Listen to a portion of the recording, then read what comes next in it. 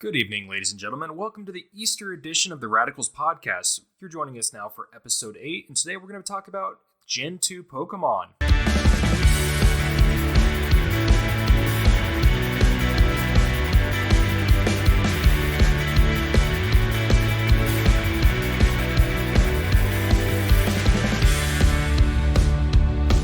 Thanks for stopping by. I'm Phillip Kall, host of the RadeKalls podcast. I'm joined by my good friends Noah Rademacher. Hey there.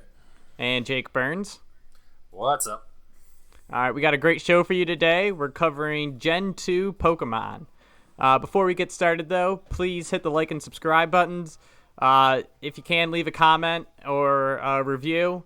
We appreciate all kinds of feedback. You can follow us on Twitter and Instagram. That's right, Instagram is new. We're at RadeKalls.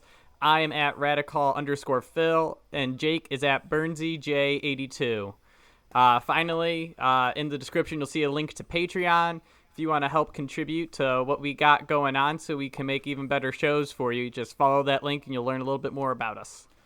All right, so like I said, we're covering Gen 2 Pokemon. Jake, what's been your experience with Gen 2? So the Gen 2 games were the first ones that I played repeatedly. Like, I played Red, Blue, and Yellow, but my first Gen 2 game was Gold version.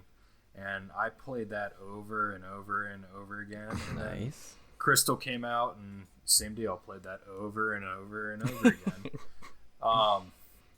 Yeah, I mean, Gen 2 is probably my second favorite generation. Okay. The Yeah, first no. generation, or Gen 3 being my favorite. But, yeah. Yeah, for me, I loved Gen 2. I think Red and Blue, I don't know why, the game just felt so long to me, and like there was too much in between, like going to gym battles and whatnot. And Gen 2, it seemed like a longer game since they added on the Kanto like after game. And like it was nice to like always be doing something and always getting a gym battle in or something instead of, sitting and battling random Pokemon until your Pokemon were strong enough to, go through. Noah, how do you feel? Yeah, I liked that aspect too. It seems like they kept the core of the game, the Pokemon everyone already was in love with, just sitting on your Game Boy Pocket or whatever, playing playing Pokemon. The Game Boy Pocket wouldn't fit into your jeans today because they're so freaking big. Was that the gray brick, and then there was the one color? Well, Yeah. it wasn't. Let's see. The Pocket, it was still see-through, but it was gray. But yeah, I mean, I played Blue, Red, Yellow, mostly Gold. My sister played Silver, so we had to do some swapping and all that. And my favorite part about Gen 2 is basically you could still get every single Pokemon, which is the point. If Yeah, you ever gotta listen catch to 'em all. the theme song. You gotta catch them all. It's not you gotta catch them all in gold. Things haven't become unreasonable with the number of Pokemon by that point.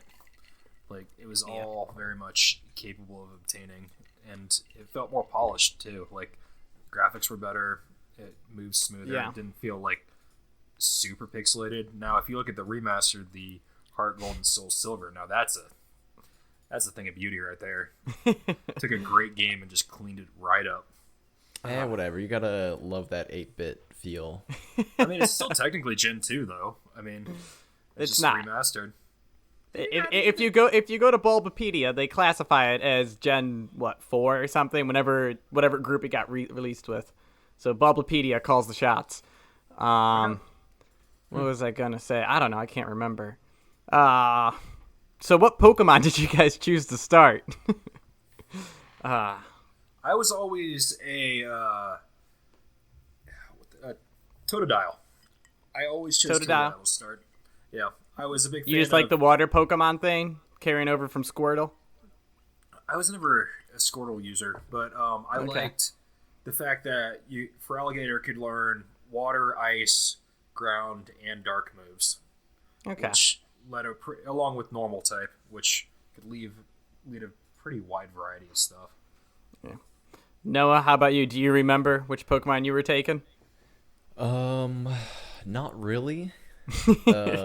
Like I'm just trying to recall the starter area and the starting path you take in Gen 2, and I can't even remember like the first gym, but That's you fight the level 9 Pidgeotto.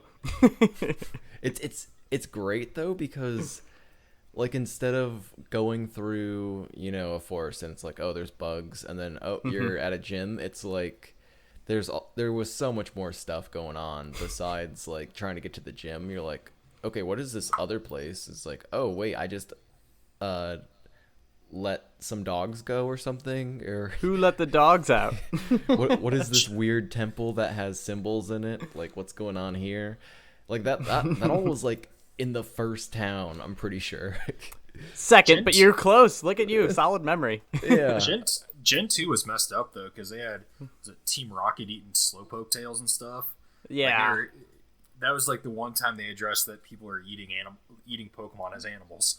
Yeah, and they had who was it? Your rival was actually like supposedly beating his Pokemon and stuff. Yeah, he was a thief too. He like robbed the professor. Yeah, but don't worry. You always named him like douchebag or something. Oh my gosh. It's like, this is my rival, dickhead. But yeah, getting back to the question, starter Pokemon. I do actually like Totodile. For the same reasons. Like very versatile. Like he clearly the toughest Pokemon there. he's part alligator, so yeah. Yeah. I loved Chikorita. I don't know what it is. It's so adorable, but Wrong generation. no, it was Chikorita Gen 2. Look it up. Oh, Chikorita. Yeah, okay. Yeah. Thinking Torchic. My bad. Yep. That is the wrong generation. But Chikorita, Not even the right type. Yep. Chikorita is the most useless Pokemon to get once you start with it, because grass types aren't helpful at all in this game, because you don't fight anything that is like a water or rock Pokemon. It's like steel and bird and bug, and it's like Chikorita's weak against all of it. So, despite being adorable, it's useless. Magnium, the evolved form, like that thing's not even that good. It is not. It's a big letdown. But Chikorita is an adorable little Pokemon. That's what I loved. All right, so I got a list of some of the things I remembered them introducing in Gen 2. So just want to get your guys' thoughts on a couple of them. So we'll have breeding. They added the post-game storyline and the post-game battle with Red, like I said. And then annoying new HMs, which I thought it was just useless to add Waterfall and Whirlpool because the moves sucked, but they still took up an HM slot. Yep. Waterfall was pretty good. But it's Surf, but weaker. Like, that's all it is. It was a physical versus like a special. Oh, really? I didn't know that. That actually may have made a difference. Let me see. They added Dark and Steel types because they made Psychic overpowered in the first generation. Let's see. They introduced held items. They had Happiness included. So I thought this was really annoying that you had to get your Pokemon to a certain level of happiness to evolve it, which There's a cheat to do that, though. You go spam the barber guy in Goldenrod City. You can only get a haircut once a day. Yes. Or once a day, but you can only do it on like Tuesday, Thursday, Saturday. So when I'm playing on my emulator trying to beat the game in 24 hours, I'm just running up and down Goldenrod until my Eevee evolves into Espeon. And then finally, day and nighttime introductions. So that was a long list, but you guys have any preference on the things you liked more, things you didn't like as much? I liked the new HMs. Just from the nature of like some of the Pokemon I choose to use, Waterfall was a very good option since it was a physical. Whirlpool was a waste of space, and you had to find a Pokemon that could learn it. I agree. I agree with that one. I'm not going to dispute that. Whirlpool was very much dumb. It was there, though. It required. It was the 3 to 5 turn attack move or whatever that was very much like, was it like Constrict? Fire Spin and Bind and Wrap. Yeah, and Whatever just the hell they were. all stupid. Waste of moves. Sorry, that's just my opinion. Noah? It was also weird that, both, like, there's still surf, then there's whirlpool and waterfall. It's like, are there really only water obstacles like left for us to get past? Like, is there nothing else? They introduced Rock Smash too, didn't they? Yeah, but that's still a TM. So you can buy it from Goldenrod department store. Smash was a TM and yeah. And since you could buy it at the department store, it doesn't really matter because you could forget it and then, oh crap, I need it, and go buy it real quick and teach it and then forget it anyway. Well, okay, I was going to say, let's first preface of which game did we play last, just for a reference point. Gold and silver and crystal. I played them all in the last month. Okay, that's what you played. Yep. I played a hacked version of Gold called like Shiny Gold Ultra or whatever, which includes all the Pokemon up through like the 6th generation and the different TMs like Rock Climb and that shit. But there's a Rock Climb TM? Damn. Yep. Or HM, I should say. Whatever. So, and that runs through Johto, Kanto, Hoenn, and then the creator made up the Orange Islands from the anime. That sounds really fun. So I've been telling you to get it for the last month. I'm telling the fans that it sounds really fun, Jake. Okay, I'm gonna get it. You should play it. I'm gonna play it. All right. We were doing the show, so instead I'm like, all right, give me a base level of gold. I'm gonna play through it and try to only use Pokemon from Gen 2. You start out in the Johto region, just for point of reference. So I haven't gotten past that. That's why it fits. Okay, well, let's go back to Gen 2. All right, Noah. What new kind of things that were added did you like? Didn't you like? So, the EXP share was just a very nice, like, quality of life held item. Oh my god, I agree. What, you don't like throwing your Aber out and pulling it back for 2 turns? Yeah, or your Magikarp. Yeah, say Magikarp. Oh, in Gen 2, that's when you could just... So, you could catch a Magikarp, release it, then go get the red Gyarados. Yeah, and that's then correct. You're If like, you wanted to catch them all. It's like I evolved it, It shows that I caught both of them in my Pokedex, so... That's a good point. They also introduced shiny Pokemon in this. So I was going to say, that was the first instance of like a shiny that you pretty much run across. Yeah, and shiny, to my knowledge, they're no different than the base Pokemon. They just... Wrong. Really? Are they stronger? Better EVs and IVs. What are those? I honestly don't know. It's hard to explain. We'll talk about that off air. That's a whole rabbit hole where breeding does come into effect, though. So that's where breeding is important with the EV and IVs. Okay, interesting. The interesting. breeding feature was interesting because I'm using one of my swears. You turn Ditto into a... Jake, I mean... You don't get an allotted mount. I thought I had 3. Yeah, no, you say that that's when every we mute single time. There, like, no swearing. Okay, well, that's what you use them for, though. That absolutely is. Because he can bane anything. And I think what I loved about it is when I realized you could breed, I'm like, oh my gosh, I can get all of the EV Pokemon and evolve them all and have like the ones I like. So Jolteon, Vaporeon, and then Umbreon and Espeon. And Flareon can go die in a little hole. It's like a worse Growlithe. And then I was really pissed because you don't get evolution stones in this game at all.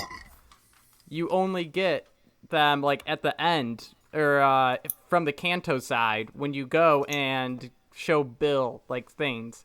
So you can't get Jolteon or Vaporeon at all, and it was annoying. But at least I still walked away with Umbreon and Espeon, so that was nice. All right, so why don't we hit the favorite Pokemon that were added, right? So, they added, 100 Pokemon onto what was previously there. 99, I don't count Celebi because I was never fortunate enough to go to an event and get one, which I think is annoying that they made you do that. Did you watch the movie? I did not. You're missing out. It's a good one. You know what? I liked Mew in the first game because you could, hack it and get yourself a Mew just by following, By certain steps. like the pickup truck glitch or whatever it was. Yeah. Or you get outside get of someone to Somalia? battle you, and then you fly, and then you go somewhere else and walk in or something. Like you fly when someone approaches you, get into another battle and stuff. But yeah. Anyways, my favorite Pokemon added are Ampharos. That dude is just a beast, and it's awesome to have like that electric Pokemon that can just one hit everything on your way through. Yep.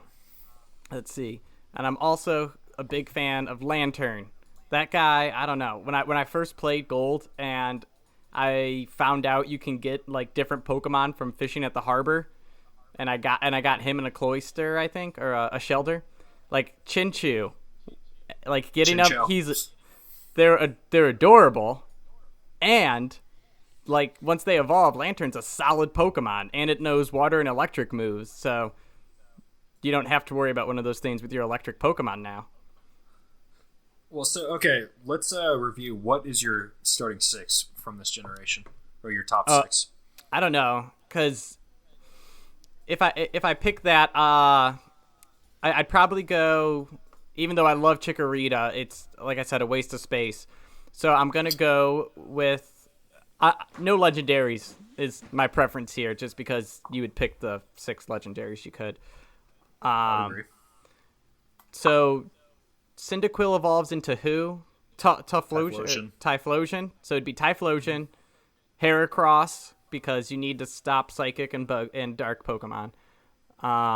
Then I would go Lantern, Ampharos, and I know there's 2 I'm missing, but I can't remember off the top of my head. So those 4 are my favorite, at least. Okay. I chose Lantern, Xatu, Ampharos, Piloswine, Tyranitar, and Macargo. I typically ditch my starter right off the bat. I just bin them and roll without it. That's just how I roll. Yeah, screw you for alligator. Noah, what about you? Do you know your 6 Pokemon? I know you haven't looked at this in a while. Again, I'm trying to think like from the all the way through, like your route through the game. Yeah. Because you can get like a hoot. A Hoot, yep. That evolves into Noctowl. Like those are they're like the Pidgey. But, yeah. But they don't evolve into anything cool, really. Hey, they can learn Psychic, which is a valuable move, and that's all I got. I did like the Sudowoodo. Like when you came across that, like that Pokemon's very has high defensive stats. I love that his name is Sudowoodo, and it just means fake wood, so it's a fake tree. It's like it's a rock and was it grass? Was it grass? Rock and grass. Yeah. Yep. Yeah. And it hates water because you hit it with the watering can. Yeah.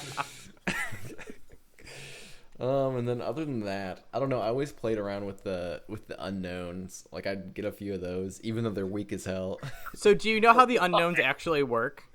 I when I heard this, it blew my mind. So it's the alphabet. The hidden power, like it is consistently one type of move. Yeah, and that blew my mind when I heard it. I thought it was just some crappy move that my Pokemon learned because it didn't do anything. Oh, man. All right, so also, one of the things in Gen 2 that I read on was Miltank in the 3rd gym was an absolute pain in the butt for everybody. I know it was for me. I thought it was just me when I first played, but like... It had a rollout, didn't it? It had rollout, and it had... I don't know if it was healing itself, too, and it had attract. So it's like your Pokemon are super weak, and after 3 turns, it has rollout, which one hits your whole team. Yep. Oh, man, that was just such a pain to get through. Rollout's kind of an underrated move, because that thing can ramp up if you have high accuracy stats. Yeah, who else? I teach my Heracross Fury Cutter for the same reason, right? Because it stacks as the more you use it. And since Heracross is a bug type, you get the same type attack bonus. So, and it's the stab. Stab. Yeah. Yep. So it's just, and I just thought it was very helpful to have an actual bug Pokemon, because Psychic, I remembered them pissing me off in Gen 1, so I wanted to have an answer. So, all right, let's get to our bracket debate. So we're just covering, we all gave our favorite Pokemon from this generation, and I think I added a couple to make it an even number to fill out the whole bracket. They didn't have any good memes from Pokemon Generation 2 specific in the amount of time I had to fill this out, so I just picked like the coolest looking pictures and added them on of Pokemon. So, and this time, if you're watching on YouTube, you can actually see the rankings of all the Pokemon we have here. I took our list and essentially found a website that had everyone's favorite Pokemon listed and ranked them according to that. And now first up, we have Umbreon versus Pillow-Swine. So Umbreon is seeded as number 1, and Pillow-Swine is seeded as number 16, according to this website. You can tell Jake liked Pillow-Swine, and that's how he made it on here. Okay, so my defense, Pillow-Swine does ground and ice. Pillow-Swine is a fantastic combination, I'm not going to lie. And it's a tank. Yeah. The defense on that thing is ridiculously high. Yeah, I agree. It's a the solid Pokemon, but... It's one of the first ice types I ever go after, typically. Because you get a Swinub, and then I evolve it. Yeah. All right, but anyways, I'm picking Umbreon. I recently... I'm sorry, but I recently found out how good Umbreon is when I was doing the Battle Tower in Crystal. Because, like, when I first got Umbreon, it was useless. And it's like, it has a super high defense, but it's not strong, so it doesn't one-hit anything. So, as, an impatient player and a young kid when I was doing this, I was like, this Pokemon is awful. Why would I even have it? But now I'm like, wow, I taught it Toxic, and when it battles Pokemon on the same level, it's really hard to kill. So it just like, it's a tank that is Dark type, so you get a nice type advantage against Psychics too. Toxic does that though. Toxic is a hell of a move.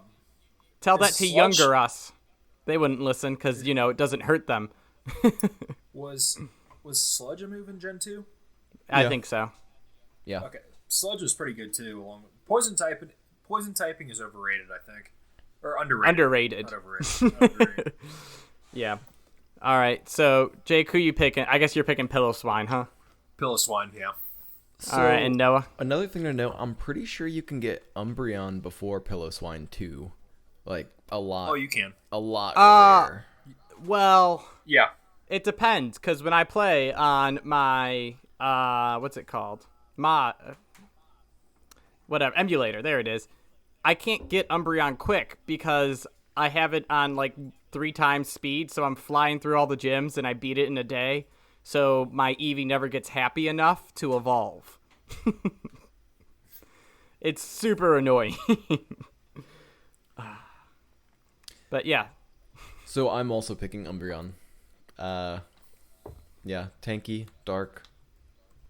Pillow-Swine is tanky also. Yeah, but it's not. True. It's not dark and mysterious. Look at that picture of Umbreon up there. All right, so now we got Chikorita, which, like I said, is on here mostly for cuteness. And Furret, that was one of the Pokemon I love, but it's so useless again.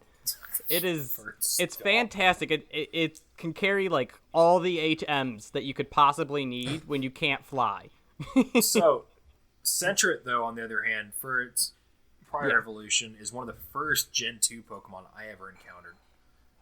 You walk into that first few steps into the tall grass, you run into Sentret, and it's like, wow, this is what new Gen is. And if you take a look at it the wrong way, it looks like this little squirrel has a giant dong. Didn't Sentret get introduced into Pokemon 2000, though, where they fight Lugia before the second generation comes out? No clue. Don't remember. I haven't seen any of the movies. I don't remember. Watch the movies, guys. I've watched it. It was just a long up 20 watch the years one- ago. Yeah, Don't watch the one with Hoopa. That one's about dumb. 20 years ago, Jake. Don't watch the one with Hoopa. I don't even know who Hoopa is. It's a pseudo Pokemon they created for a movie, but doesn't exist in the games or the rest of the lore, and it's based around hula hoops. Okay, so what does this have to do with Gen 2, Jake? I'm just saying, don't watch that movie. It's like eating at Applebee's. We're against Hoopas and Applebee's on this podcast. Hoopa kind of sounds like Fupa. All right, but anyways, on this case, I'm going with Furret. I just think it's so useful to have a Pokemon that can learn Cut, Strength, and Surf, and it sucks. So you really don't care about not using it to level it up and make it stronger and actually having it fight things. So I can It can learn. pair Furret to Radicate, you know? Yeah, that's a fair comp.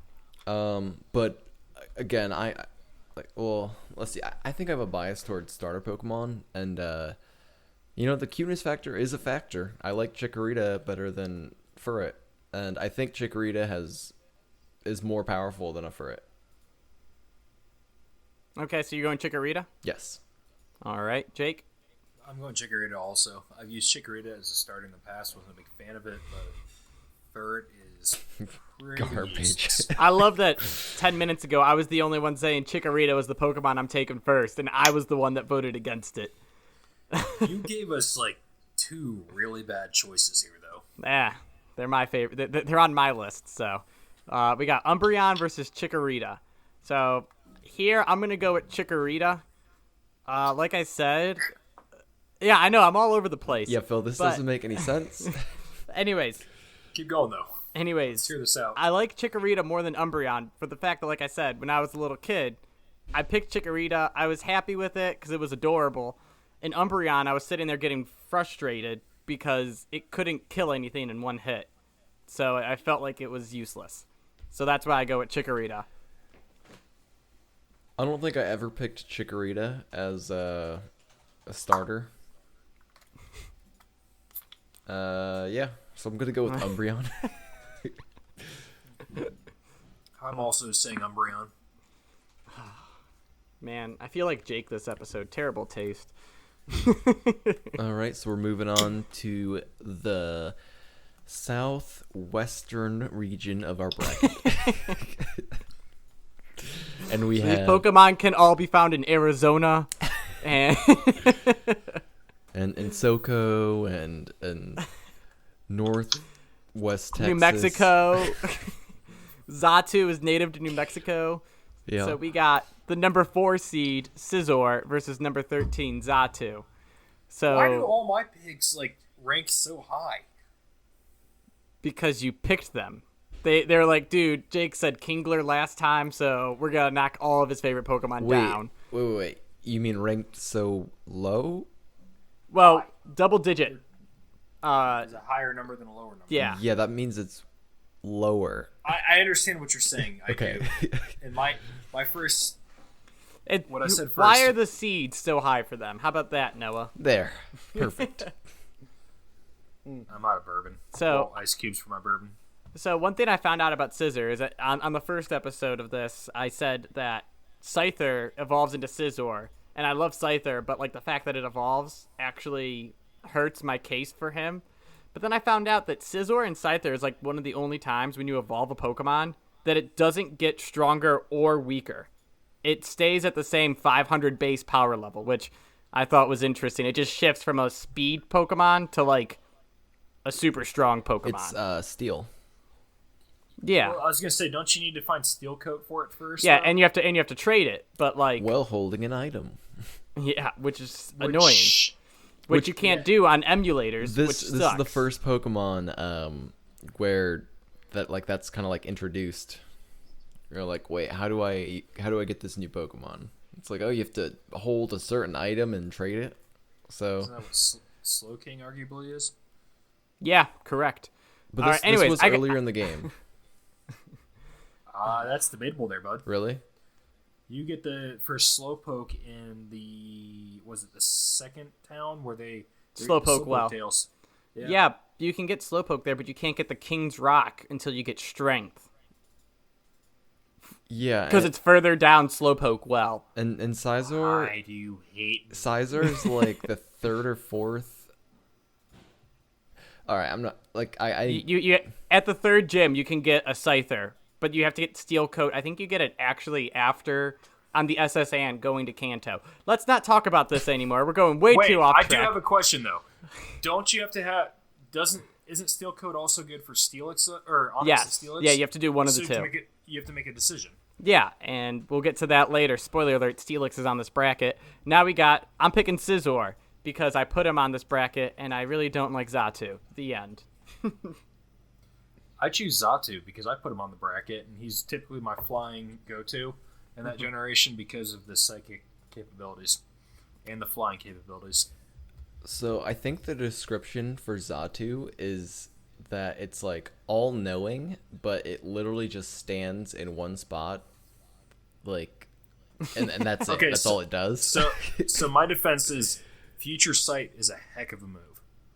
Yeah, you know what? Do you know how it's not effective? When I kill your Pokemon in one turn. All of them.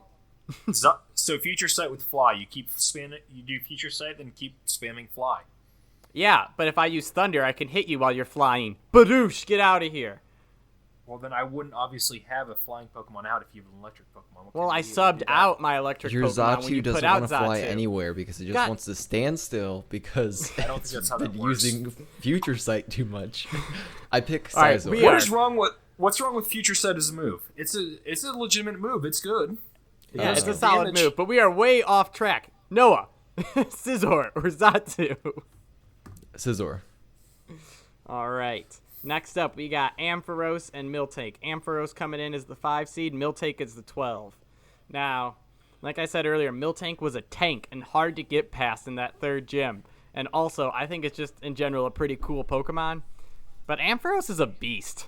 It's so strong and adorable. Ampharos can do steel moves with Steel Tail, along with the Thunder moves or the electric moves. Yeah, and you can teach it Fire Punch too. You get even more type coverage. Miltank is a cow. Wrong. Look at my udders. They're right here. Noah wants to suckle on Miltank's titties. Did you have cereal this morning, Jake? I did not. I ate some chicken wings. All right, Ampharos wins that round. Damn it. All right. So now we got Scizor versus Ampharos. Now, I think this is... I thought... What? Jake, if you are going by 3 swears, you can't swear anymore. You double dipped on that. Well, I'm going to go back and bleep myself. I have time codes. No, you don't. You have fun. Go I ahead. legitimately do. Be like Noah. You have to listen to this whole thing to try to figure out where to cut and paste things. No, I have time codes on my own track, and courtesy of GarageBand, I can bleep myself. Oh, nice. Whoa. Anyways, I'm going with Ampharos over Scizor. Ampharos is better because you get Mareep right away, right after the first gym. And then you have it all game, unlike Scizor, which you can't get because you have to trade to get him. So, Ampharos is better. When you have When no you come friends. across the first Thunderstone in the third gym in Goldenrod, Wait, what? you come across the Thunderstone to evolve. You don't what is need a eventually Thunderstone. Flaffy to No. Ampharos. Level 30, it evolves to Ampharos. Okay, then I don't remember what I'm playing. You're clearly just playing with yourself. I am also picking Ampharos. Any elaboration or just... I'm pretty sure, like, I always got a Mareep, and I always had an Ampharos by, like pretty early in the game. So I had an Ampharos throughout almost the whole game. All right, It's a great Pokemon. Jake, any opinion on Scizor versus Ampharos, or are we good with just saying Ampharos and moving on? Ampharos. Just Ampharos. Let's keep going. All right, so now to finish out this side of the bracket, we have Umbreon versus Ampharos. That means we have the number 1 seed, I think, versus the number 5. So I got Ampharos. Like I said, One kills everything. The other one just sits there and waits for you to die. So I'm also going to say Ampharos because it's solid electric type. Yep. Noah, any opinion? You want to just say we all did good on that one? I think when I played through Gold, as much as I was like, oh, I want these, evolving them during the right time or whatever. My little kid brain just couldn't handle it. Yeah, it has to be after 6 o'clock when you evolve Eevee, otherwise you get an Espeon. Yeah. Which, spoiler alert, I'm going to be voting for on this side. But then, like, that's like in-game time, and then I barely knew what time it was in real life. It's too complicated. School ends at 2, and then I wait until school ends at 2 tomorrow. All right, so in the top right corner, we're going to have Tyranitar. And if you're watching on YouTube, look at that picture of Tyranitar. I love that they made it look like Godzilla. Versus Shuckle, who is like this tiny little worm, but is a huge tank, actually. I was surprised to see where it ended up ranking in terms of the like list of power. I think it comes in with a 505 base power, which is stronger than Scizor, stronger than Heracross. It's one of the better Pokemon. It's stronger than Ampharos, actually. But that's just because it has its hard shell and is a freaking giant tank. But Tyranitar's better. It's part Godzilla, as you can see. I'm choosing Tyranitar. It's a pain in the butt to get to Tyranitar. Yeah. Because it's like Dragonite. Larvitar and Pupitar ain't great. Mm-hmm. But Tyranitar does have Dark, Ground, and Hyper Beam. It can learn Fire too, and Normal. Jake, if you look at the picture I have, it's clearly breathing fire. Everyone already knows that. Gee, thanks. No, I choose Tyranitar easily. Yeah. Noah, any opinion there? I mean, I'm pretty sure the description for Shuckle is that it mixes some berries inside its shell and makes juice. Is that really what the description is? Yeah, I think he's right. It's something like that. So, I mean, if you're a fan of juice... I got the descriptions up. We have... In the gold Pokedex, it says, the berries it stores in its vase-like shell decompose and become a gooey liquid. And then in silver, it says, it stores berry inside its shell. To avoid attacks, it hides beneath rocks and remains completely still. And in crystal, it says... To avoid attacks, I stop moving completely. And lastly, crystal, here it is. The fluid secreted by its toes carves holes in rocks for nesting and can be mixed with berries to make a drink. So, it has acid coming out of itself, but if you mix it with a berry, it's a delicious cocktail. Boom. That's exciting stuff right there. All right, so now we have number 7 versus number 10, Steelix versus Skarmory. So this is actually a solid matchup, the Steel Battle, new type Pokemon coming in. I go Skarmory because I hate all of the flying Pokemon in Gen 2. But Skarmory is the best of them, so I pick Skarmory. So, so how does Steel react against, lightning moves? I think, Skarmory, it's a neutral. No, Skarmory has the flying typing, too, so it's... It cancels out, so it's standard. It's standard. Yeah. Yeah, so it's like a 1x attack, so base the same. Okay. Because that is notable. Steel very, and very flying. helpful. I was thinking Steel, is strong against electric. But yeah, I'm gonna go with Skarmory as well. Honestly, just because of looks, Skarmory looks badass. So, Steelix and Skarmory were the first 2 Steel Pokemon introduced, correct? Scizor. Scizor, okay. And then if you want to count Magneton and Voltorb, or you know what I mean. Voltorb have a... I believe he had a... So, the the forefront back in the day for what the steel typing was. The poster child for it was Steelix. He was the one that got all the show because, hey, Onyx was a fairly decent Pokemon for Gen 1. Well, everyone knew Onyx because, right, he was Brock's Pokemon. So yes. Steelix was I use Skarmory more, so I'm going to go with Skarmory. But just as an example, Steelix probably got more of I'd say the fame for it. Yeah, it makes sense. I think Skarmory was very underrated because, like, I didn't even think about him because you get him so late in the game. Yeah. So I didn't even think about using him because at that point you usually have your team all built up and, it's over-leveled when you find a wild Pokemon, so you don't want to level someone up.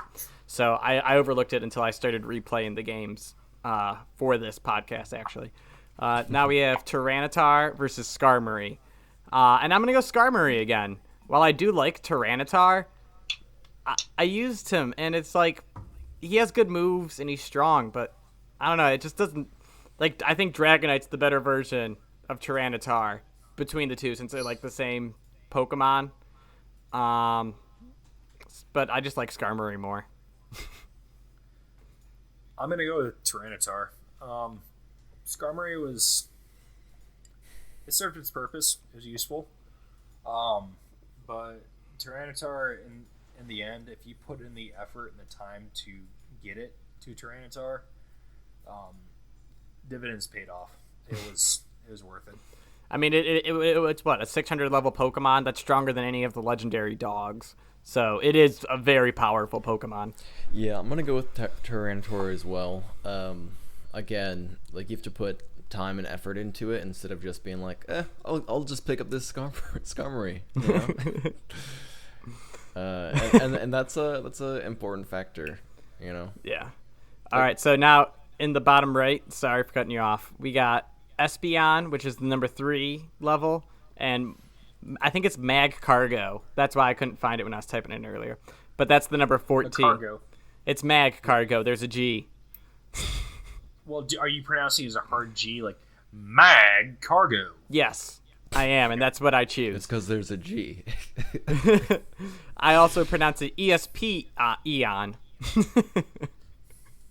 But anyways, Espeon, I'm going with Espeon. It's phenomenal. It has like a 135 base special attack, so you can just blast through everything using Psychic. And it has like a 95 speed, so it's super fast. So, like, as a little kid, what do you want? You want that Pokemon that's going to quickly one-shot everything. And Espeon is the way to go. Good evening, ladies and gentlemen. We have the fight of the century here between Espeon and Mag Cargo. My choice is Macargo. I'm sorry. I don't know a Macargo. Can you repeat that? Mag Cargo. All right, Noah, so pick. The description for Mag Cargo, it's like this Pokemon's temperature is it's at like 1600 degrees Fahrenheit or something, or like so like everything around it is just on fire probably. But unfortunately that's not how it interacts in game. It's kind of just like a snail. It's just like a regular old snail. So I'm gonna have to go with Espeon. Actual useful Pokemon, I used Espeon. I never used a Mag Cargo ever, I don't think. Where do you even get it in Gen 2? I know you have to wait till Kanto, and it's just annoying. But I might be mixing up my generations, but is Fire Path in Gen 2 or is that Gen 3? That sounds like Gen 3. The only place... Okay. Yeah, let me. Is that where Mag Cargo slowly moves and then leaves you have to get a Slugma first? Yeah, you have to get a Slugma. Yeah, it's Route 16, 17, 18. That's somewhere in Kanto. So you can't even get it at the beginning of the game, which is just annoying. Fair. All right, so now we got our number 6 seed Heracross versus number 11 Lantern. Is it Lantern or Lantern? I don't know. I say Lantern. Yeah, Lantern, whatever. I may have spelled it wrong. So I'm going Heracross. I think Heracross was nice to have because it actually gave you a useful bug and fighting Pokemon. And like I think all the previous ones were awful and just a waste of space because you could one-shot them like so easy. But Heracross has a good special defense, and it gets Mega Horn, which is a freaking beast bug type move, which isn't extremely helpful, but it's nice to have it as like a 6th Pokemon ready to go for anything. All right, I'm gonna say Lantern because since I had a predisposition of just tanking my starter Pokemon. The Chinchou Lantern was typically my Surf Pokemon, and then I always had the Electric typing with that, so that was a great compliment. Pretty great. And I had a tag team of Thunder and Hydro Pump coming out of a high-level Lantern. I think it's really helpful to have that same type attack bonus, that stab for water and electric types, because in one Pokemon. But like I said, I think Heracross is. I'm not picking a different fighting or bug Pokemon over that one. Noah, what about you? I'm picking Heracross for all the points that Phil, pointed out. It's like Heracross is a bug Pokemon, has all the benefits of being a bug Pokemon without being a squishy bug. Without being freaking Caterpie. Yeah, yeah. So now here's an interesting one. We got Espeon versus Heracross. Now this is like a really interesting battle because they are both extremely super effective against each other. So it's like whoever gets the first shot off is going to win. But I'm going Espeon. I think Psychic is still just like an extremely powerful type to have. And if I have it and I have an Espeon with Psychic, that is so powerful. I can blow through almost anything the same level as it in 1, maybe 2 hits. I'm going to vote Heracross because if you're talking about a type advantage, Heracross typically is going to win with the speed advantage. Bug Pokemon typically have a higher speed level. I'm going to fact check you on that one because I know Espeon is very fast. So you keep talking. Yeah, I imagine Espeon is faster than Heracross. But okay, so bug fighting.